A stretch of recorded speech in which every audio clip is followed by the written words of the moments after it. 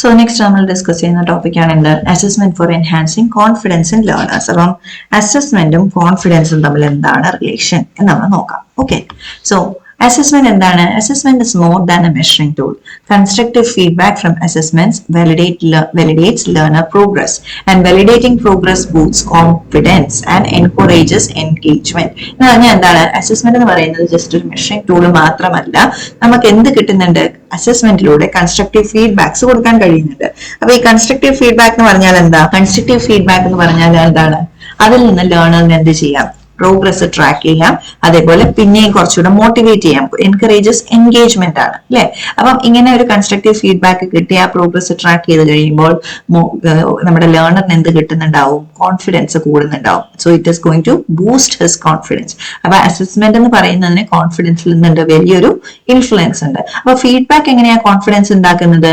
Feedback ensures learners about their abilities അല്ലെ? അപ്പം ഓരോ കാര്യത്തിലും എന്തൊക്കെ എബിലിറ്റീസ് ഉണ്ട് എന്നുള്ളത് എന്ന് നമുക്ക് മനസ്സിലാക്കാം. നിന്റെ ഈ ഒരു പോർഷൻ ഗുഡ് ആണ്, ഇതും കൂടി നീ ഇംപ്രൂവ് ചെയ്യണം എന്ന് പറയുമ്പോൾ നമുക്ക് അവിടെ എന്ത് വരുന്നുണ്ട്? ഗുഡ് ആണെന്നുള്ള കാര്യം വരുന്നുണ്ട് അല്ലെ? അപ്പൊ ഗുഡ് ആണെന്ന് പറയുമ്പോൾ ലേണേഴ്സ് എന്താണ്? കുറച്ചുകൂടെ മോട്ടിവേറ്റഡ് ആയിരിക്കും. അപ്പൊ പിന്നെ എന്താണ്? ലേണിംഗ് പ്രോസസ്സിൽ ഈ അസസ്മെന്റ് പ്രോസസ്സ് എന്ത് കൊണ്ടുവരുന്നുണ്ട്? ഒരു ട്രസ്റ്റ് കൊണ്ടുവരുന്നുണ്ട്. ഓക്കെ, അപ്പൊ ഇങ്ങനെ ഒരു ട്രസ്റ്റ് ആയിട്ടുള്ള, അതായത് ട്രസ്റ്റബിൾ ആയിട്ടുള്ള ഒരു ഫീഡ്ബാക്ക് കിട്ടുമ്പോൾ ലേണേഴ്സ് എന്തായിരിക്കും? ഇനി അത് ചെയ്യാനായിട്ടും അതിൽ ഇനി പാർട്ടിസിപ്പേഷൻ ചെയ്യാനായിട്ടും ഒക്കെ എന്താണ്? മോട്ടിവേറ്റഡ് ആയിരിക്കും. ഓക്കെ, അപ്പൊ ഈ കോൺഫിഡൻസ് പറയുന്ന ഒരു 4 കാര്യങ്ങൾ. കോൺഫിഡൻസ് പറയുന്നത് എന്താണ്? നമ്മുടെ ഒരു കോമ്പണന്റ് ആണ് അല്ലെ? നമ്മുടെ ഉള്ളിലുള്ള ഒരു കാര്യമാണ് ഈ കോൺഫിഡൻസ് പറയുന്നത്. അപ്പൊ ഈ കോൺഫിഡൻസിന് ഒരു 4 കോമ്പണന്റ് ഉണ്ട് നമുക്ക് പറയാം. എന്തൊക്കെയാണ്? Self efficacy, self regulation, self assessment and self attribution. Self efficacy എന്ന് പറഞ്ഞാൽ എന്താണ്? തന്നെത്താനുള്ള വിശ്വാസം. ഓക്കെ, ഇന്നൊരു കാര്യം എനിക്ക് ചെയ്യാൻ പറ്റും എന്നുള്ള ലേണറിന് വിശ്വാസം ഉള്ളതിനെയാണ് നമ്മൾ എന്ത് പറയുന്നത്? സെൽഫ് എഫിക്കസി എന്ന് പറയുന്നത്. പിന്നെ സെൽഫ് റെഗുലേഷൻ എന്ന് പറഞ്ഞാൽ എന്താണ്? സ്വന്തമായിട്ട് ഒരു പ്ലാൻ ഉണ്ടാക്കി ആ പ്ലാൻ അക്കോർഡിംഗ് ഒരു കാര്യം ചെയ്ത് തീർക്കാനുള്ള ഒരു ലേണറിന്റെ കഴിവ് അല്ലെ? ആ ബിഹേവിയേഴ്സ് എല്ലാം മുമ്പോട്ട് ചെയ്യുക. അപ്പൊ ഒരു ടൈം ടേബിൾ ഉണ്ടാക്കിയിട്ട് അതനുസരിച്ച് പഠിക്കാൻ പറ്റുക, അതെന്താണ്? സെൽഫ് റെഗുലേഷൻ ആണ് അല്ലെ? അത് ഫോളോ ചെയ്യാൻ പറ്റുക, എന്നും അത് ചെയ്യാൻ പറ്റുക എന്ന് പറയുന്നത് എന്താണ്? സെൽഫ് റെഗുലേഷൻ ആണ്. അതിനോടൊപ്പം തന്നെ വേണ്ട എന്താണ്? Self assessment. സെൽഫ് അസസ്മെന്റ് എന്ന് പറഞ്ഞാൽ എന്താണ്? സെൽഫ് അസസ്മെന്റ് എന്ന് പറഞ്ഞു കഴിഞ്ഞാൽ നമുക്ക് നമ്മളെ തന്നെ ഒന്ന് ഇവാലുവേറ്റ് ചെയ്തിട്ട് നമ്മുടെ പ്രോഗ്രസ് എന്താണെന്ന് അറിയാൻ കഴിയുക. ഓക്കെ, സോ ഇതൊക്കെ എന്ത് ചെയ്യുന്നതാണ് പറയുന്നത്? നമ്മുടെ ഒരു കോൺഫിഡൻസിനെ ബൂസ്റ്റ് ചെയ്യുന്നതാണ് പറയുന്നത്. പിന്നെ എന്താണ്? Self attribution. ആട്രിബ്യൂഷൻ എന്ന് പറഞ്ഞാൽ എന്താണ്? നമ്മുടെ സക്സസിനെയും ഫെയിലിയറിനെയും ലേണർ, അതായത് ഇപ്പം ഞാൻ എക്സാമ്പിൾ പറയുകയാണെങ്കിൽ, നമ്മളിപ്പം ഒരു കുട്ടി തോറ്റുപോയി എന്ന് വെച്ചോ ഏതെങ്കിലും ഒരു എക്സാമിന്. അപ്പൊ ആ തോറ്റുപോയ കുട്ടി ഇപ്പൊ വിചാരിക്കുകയാണ്, ഞാൻ പഠിക്കാഞ്ഞിട്ടാ തോറ്റത്, പഠിച്ചിരുന്നെങ്കിൽ കുഴപ്പമില്ലായിരുന്നു എന്ന് പറയുകയാണെങ്കിൽ അതെന്താണ്? കുറച്ചുകൂടെ നെക്സ്റ്റ് ടൈം പഠിക്കാം എന്നുള്ളൊരു ആറ്റിറ്റ്യൂഡിലേക്ക് വരും. പക്ഷേ ആ കുട്ടി ഇപ്പൊ വിചാരിക്കുകയാണ്, എനിക്ക് പറ്റത്തില്ല, എനിക്ക് പറ്റാത്തോണ്ടാണ്, ഞാൻ പഠിക്കാഞ്ഞിട്ടൊന്നുമല്ല, എന്റെ കുറ്റമല്ല, എനിക്ക് കഴിയില്ല, അതാണ് എന്ന് വിചാരിക്കുമ്പോൾ ആ കുട്ടിക്ക് പിന്നെ എന്താ പറ്റില്ല? ചെയ്യാൻ പറ്റുന്നില്ല. അപ്പം സെൽഫായിട്ട് നമ്മൾ എങ്ങനെയാണ് ഒരു ഫെയിലിയറിനെ ആ സക്സസിനെ ആട്രിബ്യൂട്ട് ചെയ്യുന്നത്? അതും നമ്മുടെ എന്തിനെ ബാധിക്കും? കോൺഫിഡൻസിനെ ബാധിക്കും. So these are the components, 4 basic components. അങ്ങനെ ഈ ഒരു 4 കോമ്പണൻസ് നന്നായിട്ട് സെറ്റ് ചെയ്യാൻ പറ്റിയാൽ നമുക്ക് എന്ത് ചെയ്യാം? ലേണിങ്ങിനെ നമുക്ക് കോൺഫിഡൻസ് ഉണ്ടാക്കി സ്ട്രെങ്തൻ ചെയ്യാൻ പറ്റും. ഓക്കെ, ഇനി നമുക്ക് നോക്കാം കോൺഫിഡൻസും അസസ്മെന്റും തമ്മിലുള്ള ബന്ധം. അപ്പം കോൺഫിഡൻസ് പറയുന്നത് എന്താണ്? ഒരു സിംഗിൾ ആയിട്ടുള്ള ഒരു പെട്ടെന്ന് എക്സ്പ്ലെയിൻ ചെയ്യാൻ പറ്റുന്ന ഒരു കാര്യമാണോ? അല്ല. കോൺഫിഡൻസ് പറയുന്നത് എന്താണ്? ഒരു മൾട്ടി ഫേസറ്റഡ് കൺസ്ട്രക്ട് ആണ്. എന്ന് പറഞ്ഞാൽ എന്താണ്? അതിന് പല മുഖങ്ങളുണ്ട്. എന്താണ്? ഒന്ന് വെൽബീയിങ്, അതായത് എന്തിലൊക്കെ ആണ് ബേസ് ചെയ്തിരിക്കുന്നത്? ഒന്ന് ഒരാളുടെ വെൽബീയിങ്ങും സെൽഫ് ആക്സെപ്റ്റൻ, എനിക്ക് എന്നെ കുറിച്ച് തന്നെയുള്ള അഭിപ്രായം എന്താന്നുള്ളത് അല്ലെ? ഞാൻ എനിക്ക് എല്ലാവരും ബഹുമാനിക്കുന്ന കുഴപ്പമില്ലാത്ത ഒരു നല്ല മനുഷ്യയാണ് ഞാൻ അല്ലെ? അല്ലെങ്കിൽ ഞാനൊരു ഗുഡ് പേഴ്സൺ ആണ് എന്ന് നമുക്ക് നമ്മളായിട്ടുള്ളൊരു ആക്സെപ്റ്റൻസ്. പിന്നെ എന്താണ്? നമ്മുടെ സ്കിൽസ്, നമ്മുടെ എക്സ്പീരിയൻസസ്, ഇതൊക്കെയാണ്. ഇതിലൊക്കെ ബേസ് ചെയ്തിട്ടാണ് എന്തുള്ളത്? ശരിക്കും കോൺഫിഡൻസ് ഉള്ളത്. ഓക്കെ, അപ്പം ഇമോഷണലി സ്റ്റേബിൾ ആണോ? പിന്നെ അവരെ തന്നെ ആക്സെപ്റ്റ് ചെയ്യുന്നുണ്ടോ? പിന്നെ അവർക്ക് എനിക്ക് പഠിക്കാൻ പറ്റുമെന്നുള്ളൊരു വിശ്വാസം ഉണ്ടോ? ഇതൊക്കെയാണ് എന്ത്? കോൺഫിഡൻസിന്റെ ഫാക്ടേഴ്സ് വരുന്നത്. ഓക്കെ, അതേപോലെ തന്നെ എന്താണ്? ഇമോഷണൽ കോഗ്നിറ്റീവ് ഫാക്ടേഴ്സ് ഉണ്ട് അല്ലെ? ഇമോഷണലി എത്ര സ്ട്രോങ് ആണ്, അങ്ങനത്തെ കാര്യങ്ങളുണ്ട്. പിന്നെ അതേപോലെ ലേണേഴ്സിന്റെ റെഡിനെസ്സും പെർഫോമൻസും, അതും കോൺഫിഡൻസിനെ എന്ത് ചെയ്യുന്നുണ്ട്? ബൂസ്റ്റ് ചെയ്യുന്നുണ്ട്. അപ്പൊ കോൺഫിഡൻസ് എന്ന് പറയുന്നത് എന്താണ്? മൾട്ടിപ്പിൾ ഫാക്ടേഴ്സ് കൂടിയ ഒരു സംഭവമാണ് ഈ കോൺഫിഡൻസ് പറയുന്നത്. മൾട്ടിപ്പിൾ ഫാക്ടേഴ്സ് ഏതൊക്കെയാണ്? ഒരാളുടെ വെൽബീയിങ്, ഒരാളുടെ self acceptance, personal skills, experiences, പിന്നെ emotional status, cognitive status, wellbeing, readiness, ഇതെല്ലാം കൂടെ ചേർന്നാണ് എന്ത് ഈ കോൺഫിഡൻസ് എന്ന് പറയുന്ന സംഭവം. അപ്പം ഇതെല്ലാം വേണം അല്ലെ ഒരാൾക്ക് കോൺഫിഡൻസ് വേണമെങ്കിൽ. അപ്പൊ നോളജും കോൺഫിഡൻസ് തമ്മിലുള്ള റിലേഷൻ എന്താണ്?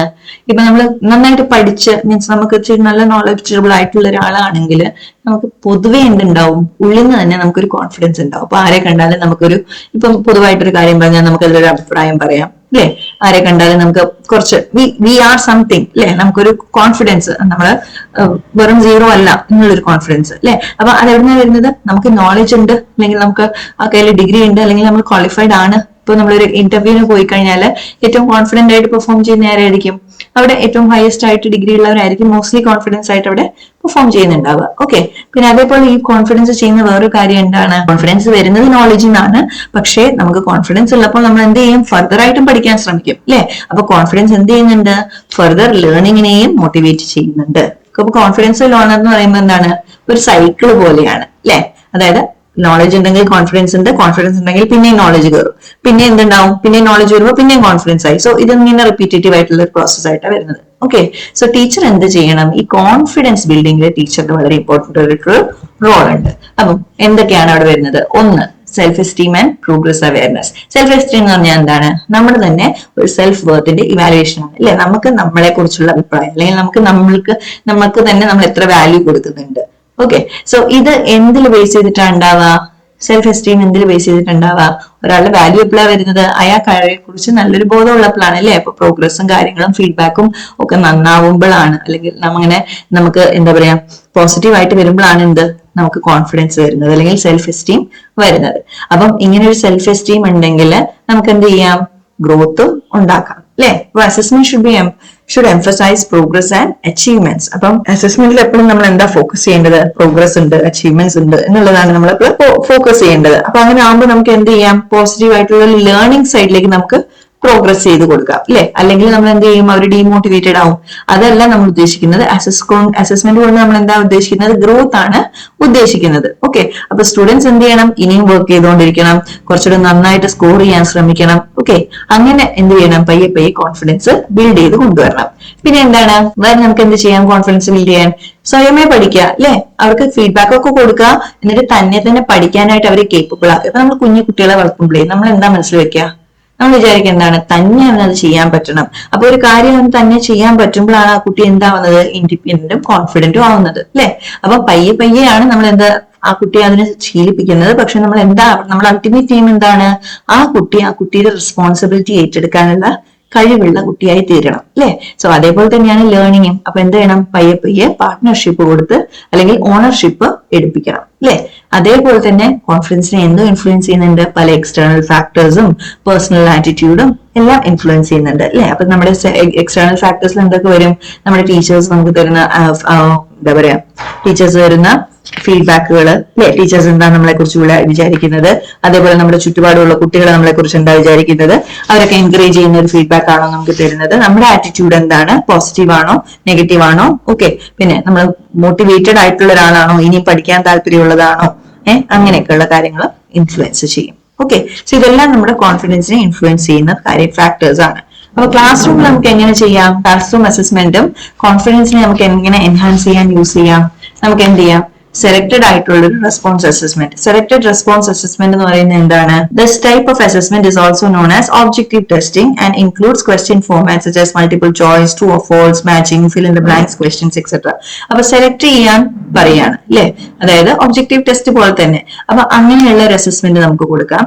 അതേപോലെ നമുക്ക് കൊടുക്കാവുന്നതാണ് എന്ത്? Essay type assessment. അതായത് എസ്സേ ടൈപ്പ് എന്ന് പറഞ്ഞാൽ എന്താണ്? ഡിസ്ക്രിപ്റ്റീവ് ആയിട്ട് കുറച്ച് നന്നായിട്ട് തന്നെ ഡീറ്റെയിൽ ആയിട്ട് നിങ്ങൾ നിങ്ങളുടെ രീതിയിൽ എഴുതുക. അപ്പൊ കുറച്ചുകൂടെ എന്തായി? സ്റ്റുഡന്റ് ഇൻഡിപെൻഡന്റ് ആയി അല്ലെ. പിന്നെ എന്താണ്? Performance assessment. അതായത് എന്തെങ്കിലും ഒന്ന് പെർഫോം ചെയ്ത് കാണിക്കുക, ഒരു സ്കില്ല്, പാട്ട് പാടുക അല്ലെ. അതേപോലെ എന്തെങ്കിലും ഒരു ലാബിൽ വർക്ക് ചെയ്ത് കാണിക്കുക, അങ്ങനെ. പിന്നെ എന്താണ്? പേഴ്സണൽ കമ്മ്യൂണിക്കേഷൻസ് അസസ്മെന്റ് എന്ന് പറഞ്ഞാൽ എന്താണ്? കമ്മ്യൂണിക്കേഷൻ, ടീച്ചറുമായിട്ടുള്ള ഡയറക്ട് കമ്മ്യൂണിക്കേഷൻ എങ്ങനെയാണ്?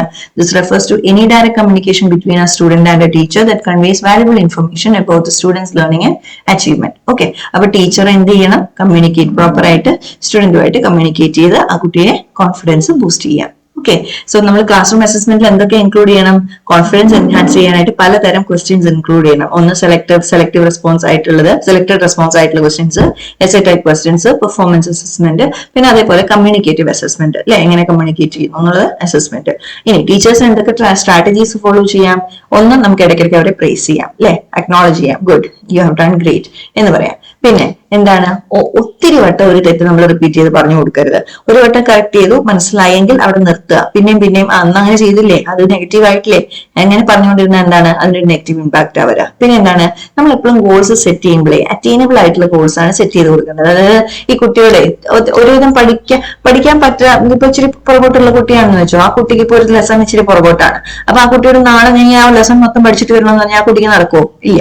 പക്ഷെ നമുക്ക് എന്ത് ചെയ്യാം, ഇന്ന ടോപ്പിക്ക് പഠിച്ചിട്ട് വരണം എന്ന് പറഞ്ഞു കഴിഞ്ഞാൽ ചിലപ്പോൾ ആ കുട്ടി ചെയ്യും. അപ്പം അറ്റൈനബിൾ ആയിട്ടുള്ള ഗോൾസ് അവിടെ സെറ്റ് ചെയ്ത് കൊടുത്താലേ കൂടുതൽ സ്റ്റുഡൻസിന് എന്തുണ്ടാവുള്ളൂ, ഗ്രോത്ത് ആൻഡ് പ്രോഗ്രസ് ഉണ്ടാവുള്ളൂ. ഗ്രോത്ത് ആൻഡ് പ്രോഗ്രസ് ഉണ്ടായാലേ സ്റ്റുഡൻസിന് എന്ത് വരുള്ളൂ, കോൺഫിഡൻസ് വരുള്ളൂ. ഓക്കെ, പിന്നെ എന്താണ്, ലേണിംഗ് നമുക്ക് വേണമെങ്കിൽ ചോയ്സ് കൊടുക്കാം അല്ലെ. ചോയ്സ് കൊടുക്കുമ്പോൾ ആ കുട്ടിക്ക് അത് ചെയ്യും. ചില കാര്യങ്ങൾ അവർക്ക് ഇൻട്രസ്റ്റ് ഉള്ള കാര്യങ്ങൾ ചെയ്യാൻ പറ്റുമ്പോൾ ആ കുട്ടിക്ക് കുറച്ചുകൂടെ എന്ത് ചെയ്യും, സെൽഫ് വർത്തും കുറച്ചുകൂടെ കോൺഫിഡൻസ് വരും. എന്നിട്ട് നമ്മൾ കുറച്ചുകൂടെ ടഫറായിട്ട് കൊടുത്തു കഴിഞ്ഞാൽ ആ കുട്ടി മേ ബി അത് ചെയ്തേക്കാം. ഓക്കെ, അപ്പൊ ചോയ്സ് കൊടുക്കാം. പിന്നെ എന്താണ്, ഒരു പോസിറ്റീവ് ആറ്റിറ്റ്യൂഡ് ബിൽഡ് ചെയ്യണം. പിന്നെ ഓപ്പർച്യൂണിറ്റീസ്, പലതരം ഓപ്പർച്യൂണിറ്റീസ്, ആ കുട്ടിക്ക് ചെയ്യാൻ പറ്റുന്നതും പറ്റാത്തതുമായ കാര്യങ്ങളിൽ ചെയ്യാൻ പറ്റുന്ന കാര്യങ്ങൾ കുറച്ചുകൂടെ എംഫസൈസ് ചെയ്ത് അങ്ങനെയുള്ള ഓപ്പർച്യൂണിറ്റീസ് ആ കുട്ടിക്ക് പ്രൊവൈഡ് ചെയ്യാം. പിന്നെ എന്താണ്, സെൽഫ് കോമ്പറ്റീഷൻ എൻകറേജ് ചെയ്യുക എന്ന് പറഞ്ഞാല് നമ്മളെ എന്താ പറയാ, നമ്മൾ മുന്നേ എങ്ങനെയാണോ പെർഫോം ചെയ്തത് അതിലും ബെറ്റർ ആയിട്ട് എങ്ങനെ പെർഫോം ചെയ്യാം എന്നുള്ള രീതിയിൽ ആ കുട്ടിയെ എൻകറേജ് ചെയ്യും. ഇപ്പൊ കഴിഞ്ഞ വട്ടം നിനക്ക് 10 മാർക്കാ കിട്ടിയെങ്കിൽ ഈ വട്ടം 15 ഉണ്ടെങ്കിൽ എൻകറേജ് ചെയ്യും. Okay, very good, you have done better this time എന്ന രീതിയിൽ എന്ത് ചെയ്യാം, കുട്ടിയെ നമുക്ക് എൻകറേജ് ചെയ്യാം.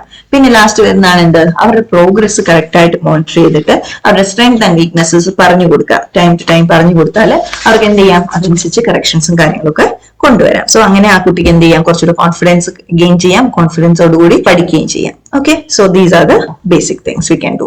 So as a conclusion, what can we say? ഈ അസസ്മെന്റ് എന്ന് പറയുന്നത് ഒരു വലിയ സംഭവമാണ്. ഈ ഒരു അസസ്മെന്റിന്റെ ബേസിൽ നമുക്ക് എന്ത് ചെയ്യാം, കുട്ടിക്ക് കോൺഫിഡൻസും ബിൽഡ് ചെയ്ത് കൊടുക്കാം. ഓക്കെ, അപ്പൊ കോൺഫിഡൻസ് എവിടെ നിന്ന് വരിക, നമ്മളിപ്പോ ഫീഡ്ബാക്ക് കൊടുക്കുന്നതും റെക്കഗ്നിഷൻ എന്ന് പറഞ്ഞാൽ അപ്രീസിയേഷൻ കാര്യം കൊടുക്കുന്നത്, സപ്പോർട്ട് കൊടുക്കുന്നത്. അപ്പൊ ഇങ്ങനെയൊക്കെ വരുമ്പോൾ എന്താണ്, കുട്ടി മോട്ടിവേറ്റഡ് ആയിരിക്കും, കൂടുതലായിട്ട് പഠിക്കാനും ശ്രമിക്കും. സോ അസസ്മെന്റിന് എന്തുണ്ട്, വലിയൊരു റോൾ ഉണ്ട് കുട്ടിയുടെ കോൺഫിഡൻസ് ബിൽഡ് ചെയ്യുന്നതിൽ. ഓക്കെ, അതേപോലെ തന്നെ നമ്മളാണ് as educators, it is our duty to ആ ഒരു സെൽഫ് വർത്തും സെൽഫ് ഗ്രോത്തും ഒക്കെ കൊണ്ടുവരാന്നുള്ളത്, it's our duty. Okay, so this is how confidence is influenced by assessment.